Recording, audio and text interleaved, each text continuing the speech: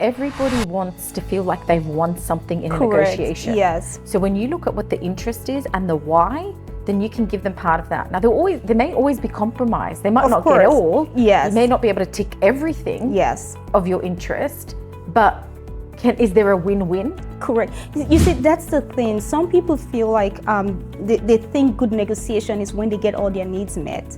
I don't think that's good, because you may get all your needs met and you walk away, but you've lost a future relationship that could have given you much more. Well, that's exactly right. Negotiation is about win-win. It's not like I'm not letting go of my core values. However, I'm letting go of some things that would also make you feel better. And at the end of the day, I have made some deposit that I can draw from in the future. Correct, You know? correct, exactly. And that's the idea. Negotiation shouldn't be, you shouldn't All walk about into me. that with a mindset of how much am I going to win from this? Yes. But rather, how do we benefit? How does this favor everybody to a That's certain right. extent? So that the relationship is there's much more potential from that relationship down the line. Correct. Welcome to Negotiation Secrets. This is your #1 podcast where we teach women how to negotiate and create leverage for them to excel at work and then for them to get a career that they desire. In this podcast, I have different people, men and women, different stages in their careers from different parts of the world, come here and share their stories so we can learn from them. I'm your host, Dr. Gloria Esomeme. I'm an internal medicine physician. I have a master's in global health. I have a PhD in health services policy and management. I teach women how to negotiate. That's my passion. And today I have someone who I really admire. Her name is Suraya Turk. She's just amazing. She's a lawyer. She leads the Women in Tech in UAE. I would want her to introduce herself, but once she's done introducing herself, you would know why I love her so much. Welcome to the show, Suraya. Thank you for that introduction. Thank you. Of course. Do you mind? It's a pleasure to be here. Yes. Do you mind telling my audience a little bit about yourself? No, absolutely. I'd be honored to. So my name's Suraya Turk, as you mentioned, and I'm a lawyer. I have been for almost 20 years now. And I am indeed I am indeed the chapter director of Women in Tech in UAE, as well as a couple of other movements that I'm involved in that all are really centered around supporting women and empower women in whatever endeavors they're pursuing, but particularly in the space of business, entrepreneurship, law, and investment, and technology. Kind of bridging all that together. Yes. So I have my own firm, which is Legal Circle. I am the managing partner of that firm, and I work with lots of startups and entrepreneurs, almost about 650 to date since I incorporated about 7 years ago. And through that, I've really been able to work with so many men and women and help them to incorporate companies, to set up the great ideas and really scale and expand those ideas to become successful startups and scale-ups in the region and abroad. And then through my work through Women in Tech and also the Angel Investment, Female Angels 2022, what we really do there is support women to move into spaces that are typically very male-dominated and very male-orientated, and support them to really move into that space with a lot more confidence and a lot more, I guess, encouragement that yes, this is a space and an industry that women need to be in, because let's face it, technology companies, AI is the future, and women are part of the future, are very much part of it. And so to change anything or to be a real role model, you have to move into spaces that perhaps you never imagined that you'd be in before, right? Yeah. And so that's really part of what Women in Tech is doing. It's trying to upskill, encourage, and then develop women to move into technology. And then through the Female Angels 2022, what we do there is really help women to invest in other women. Because, there's this idea that women are never invested in. There's an idea that, female startups are not as investable as men are. They are, but they're just not out there enough. They are, but they're perhaps they're not positioned in the way that they need to be. Right. And so this is what we're trying to do through Female Angels. It's about how do we get women to invest in more women so that we change the discourse, we change the conversation that women aren't investable. Women indeed are. They just need to be encouraged more. But is it possible for, I hear you say women invest in women, but can we get men also to invest their money in women? Absolutely. But I mean, the argument is now is men are not investing in men, right? And so if as women, we're saying that we want to be invested in, women who support women can go further and move more quicker than waiting around for what the status quo is. And the status quo, according to most of these women, is men don't invest in us. So men don't want to invest in us, then we might as well just invest in ourselves. I hear. You know, when you introduced yourself, it kind of reminded me of myself, right? I am a physician, but what I'm doing, but I do so many things, right? And there's this thing about the elevator pitch that's, oh, you have to introduce yourself a certain way. But when you do a lot of things, there's really no one size fits all. You can't just memorize one line that you give. So how do you, this is not for you because I know you know how to introduce yourself, but so for a woman out there who is getting a little bit confused because there's so many workshops I see where they teach women how to do your elevator pitch. So what would you recommend? What would you advise to a woman who does lots of things and then people expect her to just wear one hat and introduce herself as that person? That's so interesting because I'll be honest with you. Sometimes I even struggle with that because in the back of our minds, as you said, you're always taught you have an elevator pitch and you've got 30 seconds. Right. Within that 30 seconds, you've got to say who you are. Right. And often for women, it's so hard. It is. Even like when I introduced myself, I completely cut out that I'm also now an adjunct professor teaching at a university law. So, correct. You know, so it's this idea of, you know, who am I and how do I get that across as quickly and succinctly as possible? Right. But I think it depends on the way I anchor myself is, okay, what is my setting? Who is my audience? Right. What do they want to hear from me? Or what is the message that I'm trying to impart in this moment? Yeah. So, for example, if I'm, you know, in a setting where I'm with mothers and it's all about, you know, what our children are doing and it's all about supporting other women who are career orientated about balancing life, I'll introduce the fact that I'm a mother of 2 children as well as trying to run a law company. And I'll talk about maybe the challenges that I have in that space. Right. But obviously, if I'm in a different setting completely, which is unrelated to that, then I focus on what it is that's required. What's required, But the problem there is that fine, we can't introduce ourselves in like 1 minute or 2 minutes. But the problem there is that sometimes you don't know what the other person is truly interested in. You may introduce yourself as a professor, but meanwhile, what that person is truly suffering to know is just how do you manage being a mother and being a professional, right? But it is what it is. We just have to deal with that. But I think again, it's, you know, in that moment, what's your message? Correct. And you often know before you're going anywhere, right, who the people are going to be there. I mean, for example, if you know you're going to a business networking event, you're likely to meet everybody there that's essentially looking to network with other like-minded business people. Correct. If I'm going to a cafe setting and I know it's just an all-women's event, I know that, you know, definitely the conversation's probably going to be around women and all the issues that women face in a particular setting. Yes. I mean, we were once at an event together, weren't we? Correct. And it was very female orientated. Correct. And I think the conversations there were so different. So I think it really, you can always be guided by the event, the people that are going to be attending. But then even, you know, putting that aside, what's your authentic voice? Yes. Who are you in that moment? Who do you want to be in that moment? Who do you want to portray in that moment, right? And what part of yourself do you want to give? What part of yourself do you want to give? Yes. Exactly. Yes. And I think showcasing that, because when you're authentic, that resonates. Correct. And honestly, it doesn't matter, you know, it doesn't matter sometimes where you are. If you're in that authentic space, you're in that authentic voice, yes, and you're relaying an authentic message, yes, that will resonate even with people who you think are very unlikely to correct, be a, you know, compatible match, for example, in correct, that conversation. But correct, they just say, do you know what? There's one thing you said that just resonated. I'll tell you how. I don't have kids yet. Okay. but and someone would think, because you were talking about your daughter just before we started recording, right? You're talking about being a mom, and someone would think that would not resonate with me because I don't have kids. However, I'll ask you a question, but before I ask that question, I'll tell you my take on motherhood. I think nature makes us think we have children. They are your children. Yes, they are your children. You bore those children, you raised them. But if you look at yourself now, your mother gave birth to you, but you've been out there as a gift to the world. You're here talking to me now.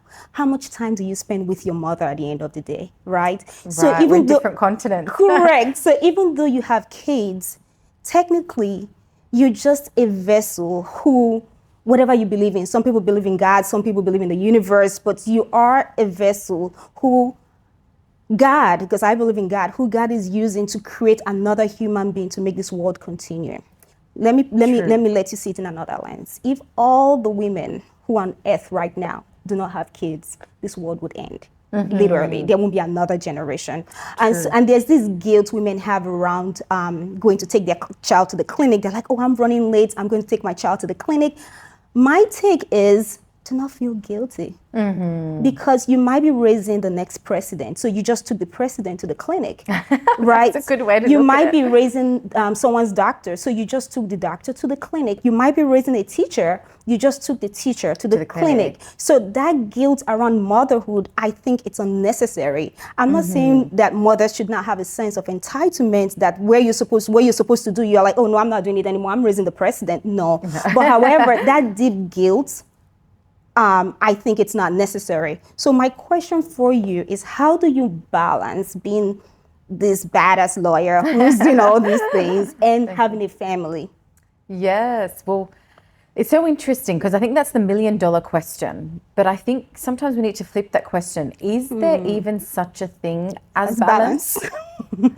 Because honestly, I died trying. So I can tell you, for sure, that there is never a time where you, as a mother, and I think possibly part of this guilt that we have deep inside is that you can never do anything in complete balance. Right. But you can do it in harmony. And when I say harmony, it's about perhaps one day you may need to be out of the home for much longer than what you expected, because it's all day out in meetings, and then it's all night in different events and networking, or you've got invites to really important networking things that you don't want to miss, and you're home later than bedtime, right? And so that day, there's no balance in that day, is there? I mean, you haven't seen your kids from the minute you drop them off to school till after the they've next slept. day. Exactly, to the next day. But what it is, it's about understanding and appreciating that I may have missed that day, but I'm going to make that up in my own way, in my own time, and that my kids can see that mum's not there for us because she's neglecting us or she's neglecting our needs, but actually when mum's going out there and everything she's doing, it's for us. Got it. It's to improve us. And so even that, story of I'm out there, I didn't see them today, I'm out there, I didn't see them today, but I'm going to come back tomorrow, tell them everything I did, all the learnings that I had. I'm going to share that with them. So you're carrying them along. And I'm carrying along You know with what? that That's journey. true, because the first time I met you, your daughter was there at the event. So you literally carry them to that event, yeah.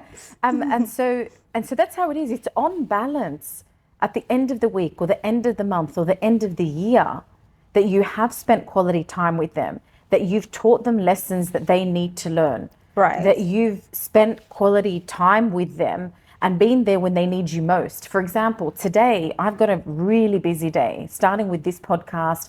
After this, I've got so many back-to-back meetings. I've got so many legal deliverables. But I woke up this morning and my daughter had a 40-degree temperature. And the first thing I had to do was prioritize. Yeah. And naturally, today's day wouldn't have looked balanced. However, because now her need became a priority, I was able to shuffle everything around to make her a priority. So that's what you would call harmony, not balance. Harmony, not balance, because Gotcha. I'm there when she needs me most. Right. Actually, I'm there when she always needs me, right? Right. Sometimes she doesn't need me because she's having a play date herself and I'm not around at that play date. And you're not needed. Or she's out, horse riding or jumping or whatever it is that she's doing that I don't need to be there, for example. Right. But I'm still part of her journey. Yes. So it's not, we don't measure it in time or moments. And I think it's in quality. You measure it in harmony, what feels right, what feels balanced. And I think it's a combination of really communicating with your children. My children know now, oh, mum's on a phone call, we need to be quiet. We need to give mum that space. Mum will attend to our needs when she's off that. Or if we need mum now, we trust and know mum's going to change everything to make us her priority. Right. And I think that's the thing, and that's the key to nurturing healthy children and relationships with them. That as busy women, you are never, ever going to be able to balance your time equally amongst everything. Right. And I mean, we're looking at one aspect of life, children. But then Correct. there's the husband, Husband. nurturing your relationship with your husband or Right. your partner. Right. And then there's your own hobbies and things that And you your want to do. friends. And then your friends. Yeah. And then there's your and there's extended your own family. time. And Yeah. then your family and Yes. extended family Yeah. and in-laws. Yeah. And, Oh, yeah. And, you know, when you put so much into the mix, how on earth do you balance? So Yeah. it's about how do you find your own harmony in those networks and Yeah. in those relationships. And I Yeah. think communication is key, because It when you is key. communicate with others, they appreciate and understand why you may have missed something that you Correct. really wanted to attend Yeah. to but couldn't, because in that moment or in that day, something else was a priority. Correct. And I think for women, it's about what are your priorities? Right. And priorities change in different stages of our lives. So, for does. example, my children now need me most. So my priority is Yeah. them together with my business. Correct. But when they're older, they'll be less priority, because I'm sure when they're teens, they're not going to want me hanging around as much No. or being in their lives as much, and No. they'll come to me when they need me. Correct. And so, you know, as your life changes, particularly for women, because we wear so many hats. We do. And our life changes constantly as Right. we move through different stages. It's just about finding harmony in those stages. And I think it's also killing that guilt around not being perfect. Absolutely. Yes, like that needs to go. just let it go. out of Just the know you window. woke up when you woke up in the morning, you gave it your best shot. And even if it's not your best shot, because some days we fall below our expectation. You have all this list of things you want to do, and then at the end of the day, you're like, oops, I got only 2 done. You know, Yeah. but it is what it is. Just move on. There's no point feeling guilty. It's not going to help you. Just feel there's nobody who, there is that consciousness of what I could do better and then doing better, but just having that guilt, I think it's unnecessary. Look, I used to be a stickler about task lists. Yeah. I used to be one of those crazy ladies that Yeah. would set myself 100 tasks in the day, and Yeah. if I didn't, I'd beat myself over not getting them done. Correct. Now what I've changed the script completely. Okay. And I think of momentum. Okay. Is there momentum every day? Correct. Am I moving towards a goal? Right. Am I moving in the right direction? Whether it's one thing, whether it's 10 things, whether it's 100 things in the day, I don't measure it by the number of tasks or items. Now I measure it by movement and progression towards a goal. And that might mean it might be one thing in the day, it might be 10 things over the week, it might be 100 things over a month.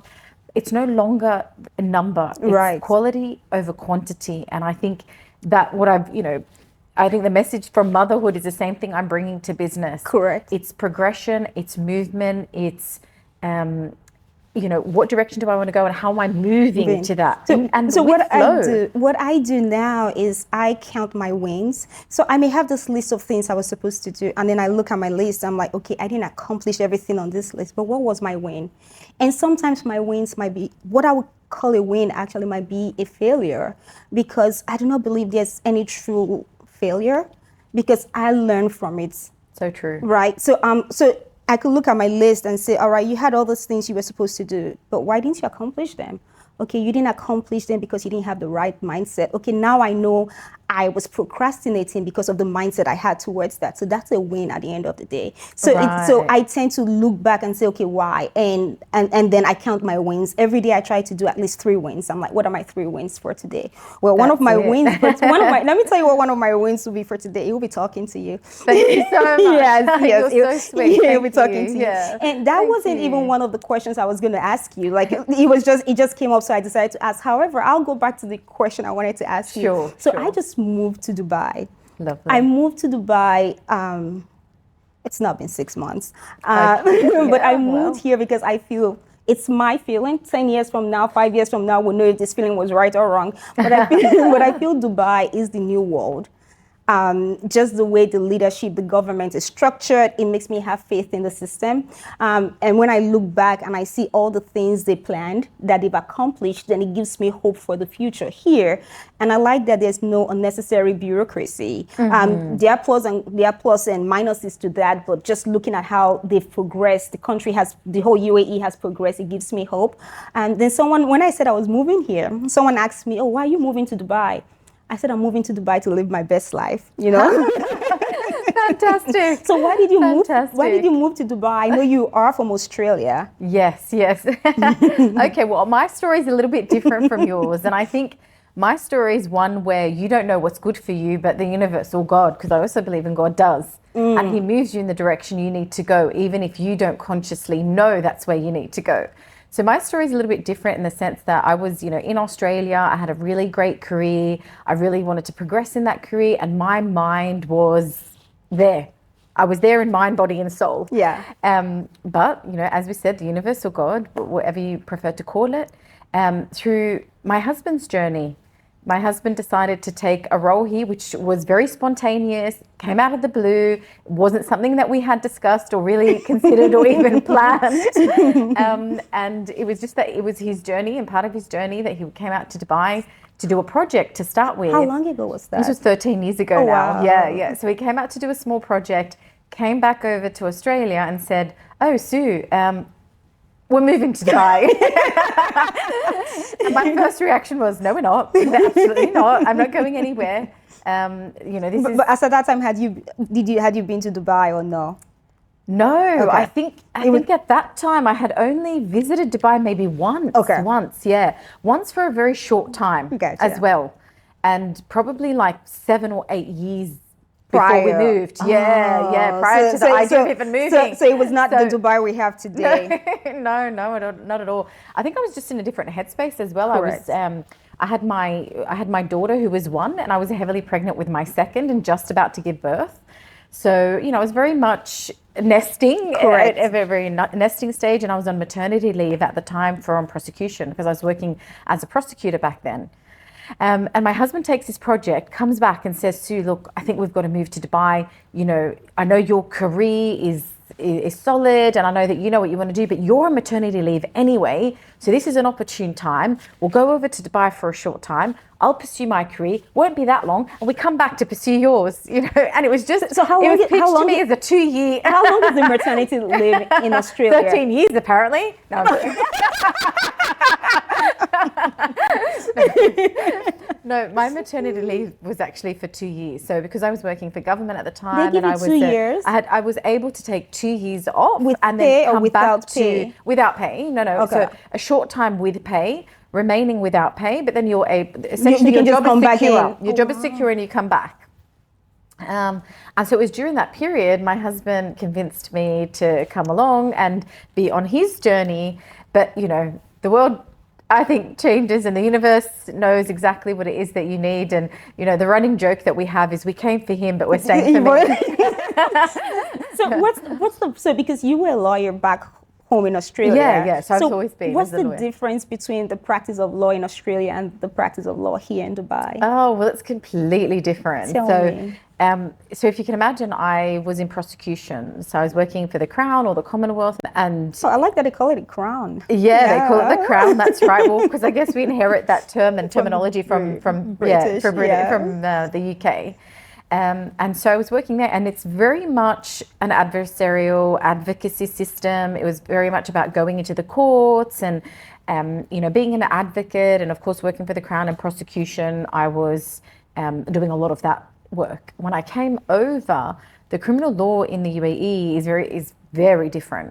It's very different in the processes. It's very different in procedure. It's very different. The law itself is completely different. It's not. It's not based on common law principle. Instead, it's based on a combination of Sharia and civil, Gotcha. and the criminal code here. So when I came, it was a bit of a struggle to translate exactly what I was doing over to the UAE. And I realized quickly, okay, prosecution and criminal isn't what I'm going to keep doing. When I did decide to look at my career and question really what I want to do now, I thought, what are the skills and the knowledge that I can take, but now to translate that into a different area of law perhaps, or what are the skills that make me as an individual unique, and what have I been able to finesse in all those other roles that would be an asset to an organization here in the UAE? And that's how I started to look at it. So when I was pitching myself for roles, it wasn't about the knowledge and the background that I had, but rather the skills from the background that I had that I could use as an asset to an organization. No, I think that's just so smart. You were flexible. You didn't hold on to what you knew and said, this is who I am, this is who I've been, this is what I've been trained to be. But you took out time, you said, who am I? What skill sets do I have? And how can I transfer those skills from my other world to the new world? Because you have to adapt. I realized quickly that I needed to adapt. I needed to be agile. I needed to pivot if I was stuck on that story, there were going to be so many obstacles and disadvantages. For starters, the language, I couldn't really, I can't really read and write very well in Arabic. And the criminal law here, and being an advocate in the criminal legal system, is Arabic. I mean, that's the native language. So already there was that barrier. And then it was the knowledge barrier, because the criminal legal systems were so different. So I thought, I'm not going to focus on the barriers. I've got to focus on what are going to be my strengths. That also is just a big gem you just dropped, right? You said, because some people, they look at the barrier. We're not denying the barrier that's there. You're like, yes, this is here. I can't speak and write Arabic very well.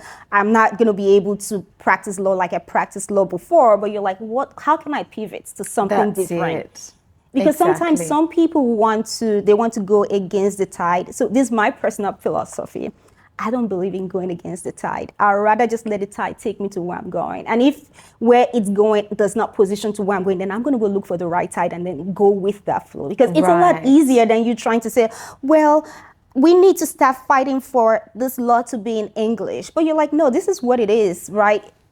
How can I adjust myself so I can also contribute to the society where I live in now? Yeah, exactly. And I think, look, over time and with age, and I think it's wisdom to know when something needs to be changed and when you need to change. Yeah, it's like the serenaded prayer where it's like, Lord, help me to know the things I cannot change, the things I can change, and then just when to let it be, Exactly. That's absolutely right. Yeah. Because I mean, in life, maybe I got a serenaded prayer wrong, but you guys know what I mean. No, but exactly. No, we definitely know what you mean. And I think that's the key, because in life, sometimes you need to fight to change something because it's unfair or it's unjust or making the world a better place. I mean, that's how so many people have made the world a better place. Yes. But other times, it's not about making the world a better place. I mean, I didn't come here and Dubai to look at its flaws. Instead, I came here to see, well, every country has something to offer. What does this country have to offer me, and what can I offer it? Correct. And that's what I think you need to look at. It's about, how do I create opportunities? If you're just looking at flaws, if you're only looking at barriers and obstacles, and that's all you see, because whatever you focus on expands. You're so right. So if you focus on opportunity, suddenly opportunities expand. Correct. Suddenly people come along that you never dreamt of meeting, and they offer you something you never imagined they would offer you from the most random places. You know what, Suraya? Sometimes when you look at the opportunities and then you grow, then you become powerful enough to correct some of the changes that you think need to be changed. However, when you're there just looking at that and you're not looking for ways to grow, you're never going to have the power, you're never going to have the voice or the advocacy to change those things that you think need to be changed. Absolutely. Yes. Absolutely. Yes. No, I love that. So there's something else I was going to ask you, because I'm just like, I think I'm a doctor, you're a lawyer, but we're like sisters when it comes to our careers, the things we like to do, because you do real estate and I do real estate, right? Yes, I love real estate. It's a passion, really. Yeah. Why do you love real estate? It's so interesting. Why do I love it? I love the game. So I love the game. I feel like to me. Exactly. So for me, it's like a game. Yeah. What can I get at what price? And I think the entire process of identifying, what's the right piece of real estate, and then negotiating the deal and closing the deal and then turn over the deal. But then there's reward at the end of it all, reward. Right? The reward. So I think for me, it really shortens the span of the challenge. It's that challenge and quick win. In real estate, I feel like you have that. So it's about, you're in the market, what's the right piece of land, real estate, negotiating, buying it, wow, great win. And then hopefully if it's the right one, it's great. It's either capital growth or you see, it's revenue. It's two though. You get that initial high, whatever we want to call it, you get that. But then there's also the long game. Yes, yeah. So it's like the gift that keeps giving. Yes. So I agree. Yeah, I agree. And because if you've invested right. If you've invested right. You know what? You took the word out of my mouth, because I was like, if you're lucky, you've got to, The disclaimer on the bottom has got to be make the right investment. Yes. Because other times it can be an absolute nightmare for people. It's just like Monopoly, right? Because sometimes you land on a spot that say go to jail, move directly to jail, do not pass go, do not collect $200, go straight. That's it. Because sometimes you could look at the numbers. I've had friends look at the numbers and they thought it was good, and then they invested and it didn't turn out right. And then there's some people who would just, I'm not really sure, and then they invest and it turns out to be, it was a gold mine. So what's your guiding principle? when you invest? I'll tell you mine when you tell me yours. I think for me, and based on my experience, I think it's buy right and never sell. So if you've bought right, then as you said, hold on, and it's about the long game. But I think it also goes back to what your strategy is. And I think different people have different strategies. So some people are in it for quick wins. Yeah. So if you are, then you definitely need to buy right, because you're in and you're out. Correct. And that means you've got to jump in, the prices have got to go up, and then you've got to sell, and you've got to make that, money in that short time. Yeah. Whereas I think it's less important if it's a long game for you, because then the long game is, how do I invest right? So buy right, make that investment, and then what's my return over time? And that is a long game. It's a long game. And even if, there might be highs and lows depending on the market, because the markets fluctuate, but ultimately the return is there. It's there. I think it really depends on what your strategy is. But in either case, it's always buy right. It's always buy. I agree. And for me, I think buying right is location. Tell me about that. Because I'm not a real estate expert, but it's for me. And when I look at all the cities that are growing, or that have grown, I think it's the real key has always been to buy in locations that are key, that are expanding, that are growing, that that the plans of the government and the infrastructure is going to be developing in that area. Yeah. And I always think it's about, what are the key considerations for people? So who are the ultimate buyers of that particular real estate? What are they going to be looking for? Yeah. And then is the infrastructure there for them? Correct. But I often don't buy for people because, everybody's got different requirements, right? If you're single, it's not going to be like if you're a family, or if you're an expat. If you're older. Whether you're younger. Yeah. So for me, there's short and long term, and it's kind of, how do I balance that short and long term? And make calculated risks. But sometimes you've just got to, in the moment, with the facts, at with the numbers you have, and what are the numbers and what do they say, and then make that decision. Yes. So there's one property I bought a few years ago, and what I did when I was buying it was, I looked at the numbers. It looked good, but I still wasn't sure. So the question I asked myself was, what's the worst that could happen? That's it. What's the worst that could happen? And that has been something that I look at the numbers, and I have people who might have a sister who's an accountant. She's kind of like she's the voice behind my ear. Oh, great. So she does the number crunching. The numbers make sense. Yeah. Even when it's my money, she just, but she's an accountant. So, and then I have another lady, Gail. She's in Albany, Georgia. She's phenomenal. Okay. She also helps me with the numbers, but they do the numbers while I make my decision. So it's more like, what's the worst that could happen? And I've had properties that I really loved I was going to buy, and I'm like, what's the worst that could happen? I'm like, I'll get in trouble. And I walk away. You're gonna walk away. Yes. Then there's some I'm like, what's the worst that could happen? So if no one stays in this home, I can't rent it out for a year. I'm like, I can still afford to pay for the home, and then I'll go ahead. And the one I felt was the worst, the one that I just wasn't so sure, but I'm like, what's the worst that could happen? I'm like, well, I can handle that. It's done phenomenally. Right. It's done really well. So I teach women how to negotiate. I'm not a lawyer, but what I do with my negotiation, I teach women how to position themselves so they have leverage. And leverage does not necessarily mean it's not time to be in the boardroom and then we're negotiating. No, it's more like, I want Suraya to be on my podcast. How am I going to negotiate to make her come on this podcast? So and sometimes it's like, oh, I want my daughter to spend time with me.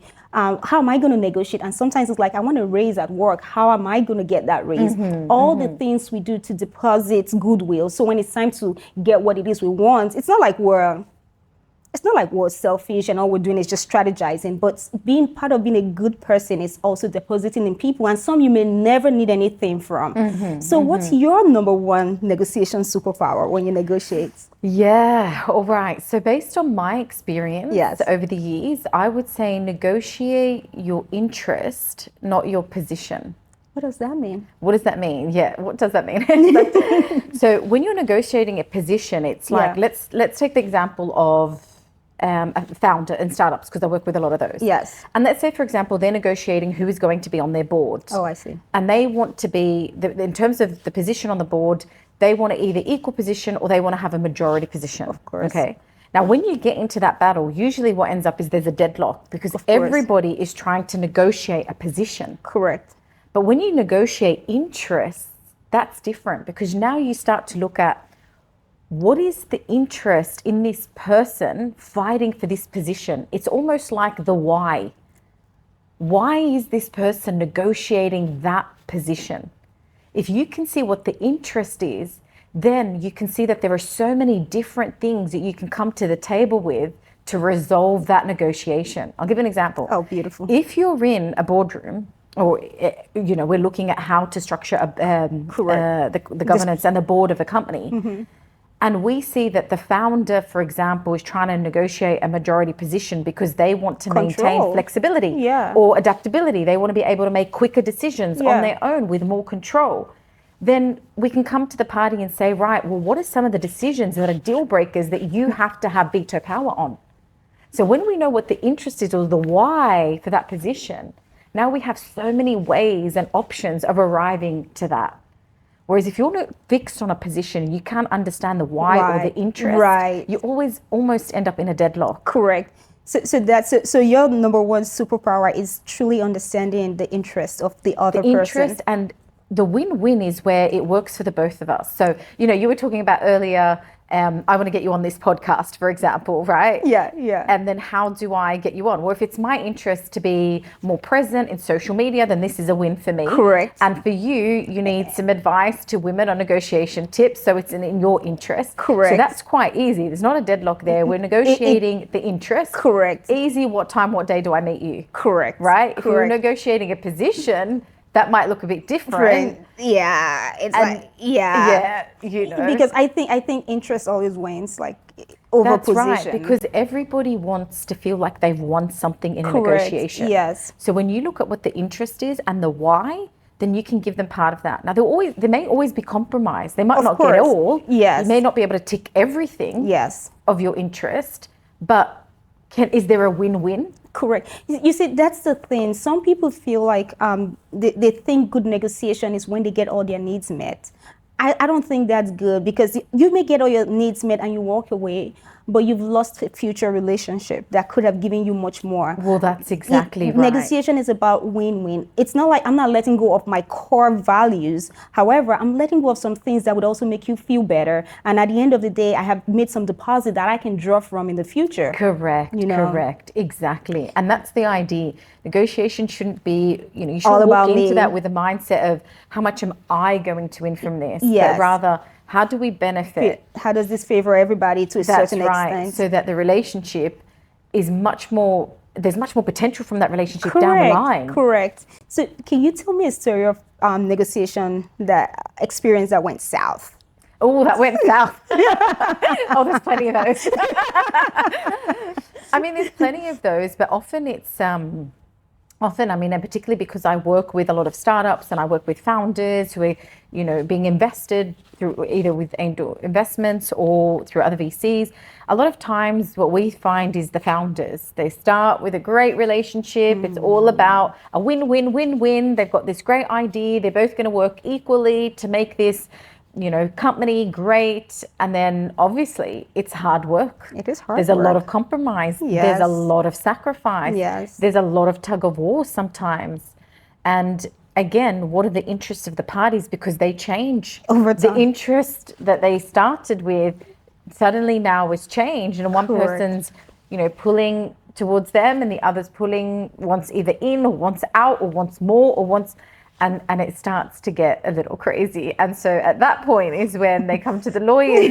And obviously, usually, as a lawyer, we really have to look at the person who's engaging us and their interest. Right. But often they'll come and say, look, we want a fair outcome. Yeah. And so in that case, we wear the hat of how do we get a win-win for, and what's fair for both. Correct. And at that point, you have to see, and we do see often, that there's always going to be some compromise. Of course. And I think that's just part of life. Correct. What we see in business is just a reflection of what you see in life. It happens in families, relationship between business people. It happens between, everyone really. Friends and siblings, and it's really part of life. But I think in a business setting, it's really important to be professional in the way that you conduct yourself. Yes. It's really important to be objective in how you look at your interests in the other parties. As much as possible. As much as because, possible. Because And even try when, and get the we're emotions objective, we're out. still subjective. Yeah, that's it. But try to not make decisions being too emotional about it, because once emotion gets in the way, that's when things game really over. go south. Yes. Yeah. Yes. How has your life turned out differently from what you thought it would? Completely. It's turned out completely differently, but in saying that, I really love where I am today. I think I'm all the journey, all of its parts. So all of the good, all of the bad, all of the ugly, I think have really helped and shaped me to become who I am today, and I'm grateful for all of it. But if you ask me how it turned out different in my 20s, when I just finished my law and I moved into prosecution, I mean, I honestly thought that one day I'd be sitting in a black robe with a white wig as a judge, as a magistrate or a judge in a courtroom. I love the theatrics and the drama of the courtroom and the advocacy. And the really interesting thing, though, is nothing has changed. It's just taken a different form. I still am an advocate. I still speak. I mean, whether it's in a podcast, whether it's on stage, whether it's moderating an event, whether it's presenting. So I do a lot of the advocacy. So all of the things that I really loved in that image of where I thought you're still doing it. I'm still doing. It's just all in a different form. Because I don't know if I told you I wanted to be a lawyer for so long. Really? Yeah. I didn't know that. For so long. I wanted to be. But now I'm back like full cycle doing advocacy, like helping women. Which is probably part of why you wanted to do the law in the first place. Correct. So what's next for you? That's interesting. For me, it's really pursuing the things that I love to do. And what makes me really excited. And I think there's so many things that make me excited. Like, yes, the advocacy, yes, being a lawyer, working with people, moving them from a place of, the unknown to known, and being part of their journey and their success. But I think when I turned 40, it was like, I want fun, I want passion, I want excitement, I want a bit of risk. And so now I'm trying to chase all these things. It's like, do you want to do skydiving? Skydiving, it was funny because I wanted to do it on my 40th. My 40th came around and I chickened out. Let's do it. You know Daniela, she did. She did it. Yeah. See, you're chickening. I can see your face. You're not saying yes.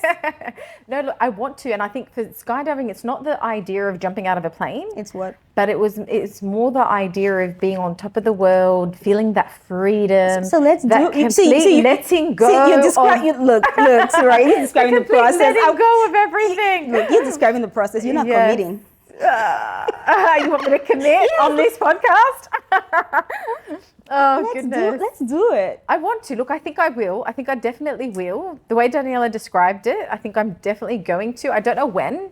But will I commit to at some point in time? Yes. When you're 60. Who knows? I'm going to do it. All right, you let me know. Let me know when you're doing it and I'll join you. Oh. Seriously. Let's do it. We'll have to get on the podcast and say we did it. Of course.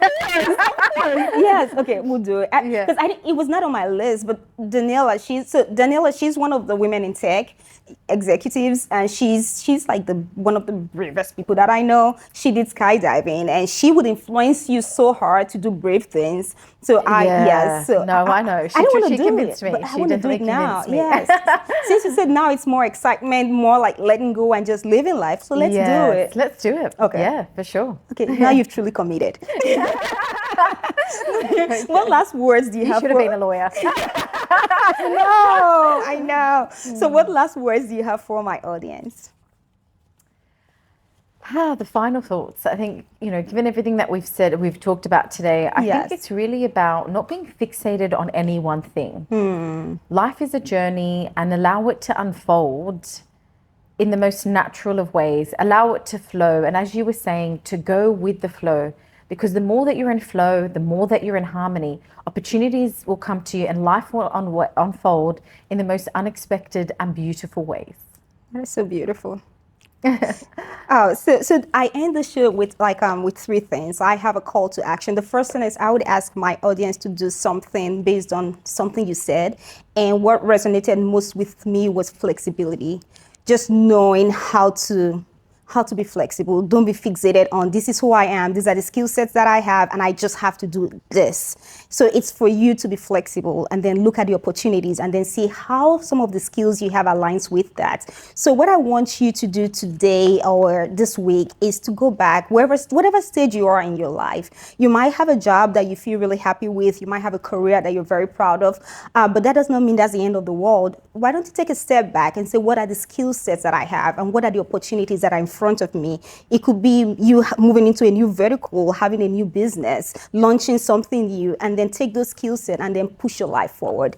That's my one ask. And then my second ask is we're creating a community of women who support women. I want you to like this podcast. I want you to share. I want you to talk to your friends about this podcast. Let's all be part of a community of women who push each other forward. And then the last ask is, I strongly believe that you have the potential for you to be great. So go be great. Thank you for watching.